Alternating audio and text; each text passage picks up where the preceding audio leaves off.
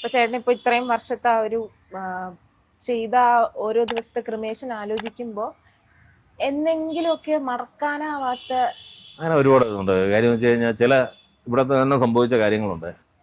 വിഷമമുള്ളത് കൊണ്ട് ചിരി വരുന്ന കാര്യങ്ങളുണ്ട്. കാര്യം വെച്ചാൽ ഞാൻ ആദ്യം ഇവിടെ കയറിയിട്ട് ഒരു മാസത്തിനകത്ത് വെച്ച് ഈ വിറകിലൊരു ബോഡി വന്നിട്ട്, ഒരു ലേഡി ബോഡി, ലേഡീസാണ്, ഒരു 35 വയസ്സെന്തോ വരെ ഉള്ളൂ ആ കൊച്ചിന്, മരിച്ച കൊച്ചിന്. അതിന്റെ ബോഡി കൊണ്ട് കിടത്തിയിരിക്കുന്ന ഒരുപാട് ആളുണ്ട്. കൊണ്ട് കിടത്തിയിരിക്കുന്നു.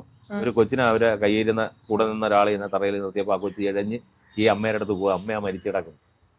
പോയി ശരിക്കും പറയാണ്, ആ പാല് കുടിക്കാനുള്ള ഒരു ടെൻഡൻസി ആയിരിക്കണം. ഒരു 6 മാസം അല്ലെങ്കിൽ ഒരു വയസ്സിനകത്തേ വരുള്ളൂ.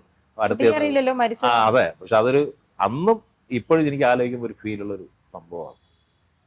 അങ്ങനെയുള്ള വിഷമങ്ങളും കണ്ടിട്ടുണ്ട്. അതുപോലെ വയസ്സായ ആൾക്കാരായിരുന്നാലും ചിലരുണ്ട് കേട്ടോ, വലിയ കരച്ചിലൊന്നും കാണില്ല, സൈലന്റ് ആയിട്ട് നിൽക്കും. പക്ഷെ നമുക്ക് അറിയാൻ പറ്റും പുള്ളിയിലെ വിങ്ങല് നമുക്ക് മനസ്സിലാവും. അത്ര കച്ചു പിടിച്ചായിരിക്കും നിൽക്കുന്നത്. ചിലർ ഭയങ്കരമായിട്ട് അലറിക്കരയും, ഒന്നും കാണില്ല.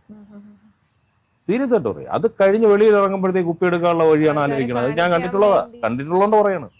ഈ നമ്മുടെ ഈ ഇവിടെ നടന്ന സംഭവം ഞാൻ കൂടെ പറഞ്ഞുതരാം. ഒരിടത്ത് ഒരു ബോഡി കൊണ്ടുവന്ന് കത്തിച്ചു, എല്ലാം കഴിഞ്ഞ ഒരു മീഡിയം ഫാമിലിയാണ്. കത്തിച്ചു, ഭയങ്കര വിളിയായിരുന്നു. വിളിയൊക്കെ കഴിഞ്ഞിട്ട് ഞാൻ അന്ന് നമ്മൾ രജിസ്റ്ററൊക്കെ ഒന്ന് എഴുതിയൊക്കെ വെക്കും, ഇപ്പോഴും ഉണ്ട്, മരിച്ചയാളുടെ പേര് ഇതൊക്കെ എഴുതി എല്ലാം കഴിഞ്ഞിട്ട് ഞാൻ വെളിയിലോട്ട് ഇറങ്ങിയപ്പോഴത്തേക്ക് കൂടെ വന്ന ആള്, ഈ കർമ്മം ചെയ്ത ആള് പട്ടും കച്ച അഴിച്ച് മാറ്റിയിട്ടില്ല, നിന്ന് കുപ്പി ബാഗിൽ വെച്ച് അഴിച്ചോണ്ടിരിക്കും. എന്തിനു കരയണം? കാണിക്കാൻ വേണ്ടിട്ട്, അതാണ് കാര്യം. അപ്പൊ നമ്മളത് അത് തന്നെ ആ ചെയ്ത് മരിച്ചടക്കുന്ന ആള് ചിലപ്പോൾ മോശക്കാരനായിരിക്കും, എങ്ങനെയുള്ള ഒന്നും നമുക്കറിയില്ല. പക്ഷെ എന്നാലും പറയണ് അഭിനയത്തിന്റെ കാര്യമില്ല, അത്രേ ഉള്ളൂ.